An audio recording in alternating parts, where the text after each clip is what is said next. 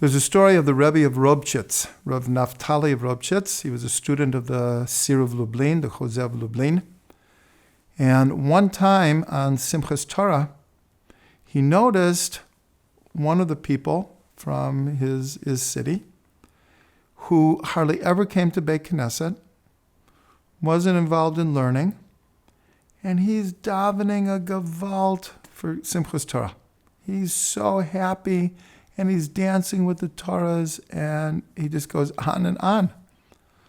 So Rav Naftali of Robchitz at one point went up to him and said, "Can I ask you a question? You don't come to shul so much. As far as I know, you're not involved in learning. Why are you so happy today on Simchas Torah?" So the man said to him, "If my brother is getting married, shouldn't I be full of joy?" That was his answer. Meaning, yeah, maybe it's true. I don't come to shul so much. I don't learn so much.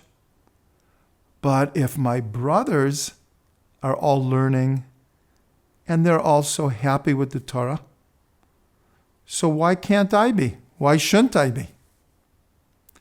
And Rav Naftali realized it was really of a chutzpah of him to have asked in the first place, because the answer the man gave was so real and so right on. And the truth is, we see it today that not everyone lives in Israel. Many Jews have never even been to Israel. Many Jews come once or twice in their whole lives. But how happy are Jews all over the world that there are Jews living in Israel. They themselves might not ever make Aliyah, but they are so supportive of other Jews being here.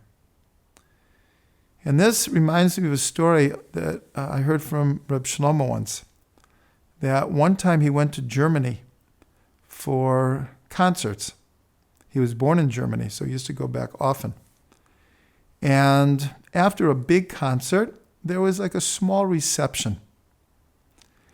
And Reb Shlomo went, but since most of the audience that he played to were not Jewish, there was no kosher food there.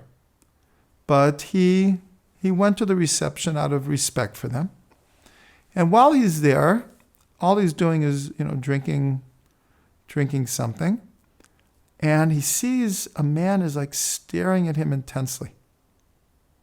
At first he didn't think any of it, but half an hour goes by, an hour goes by, and he notices this man does not take his eyes off of him. And he's just staring at him. So at one point, Reb Shlomo went up to him and said, I'll be very honest with you. I noticed that you're staring at me. Is something wrong? So the man said, I'll tell you the truth. Many, many, many Jews come to Germany and they teach or they lecture. And they always have such wonderful things to say. And your concert tonight, I loved. It was absolutely wonderful.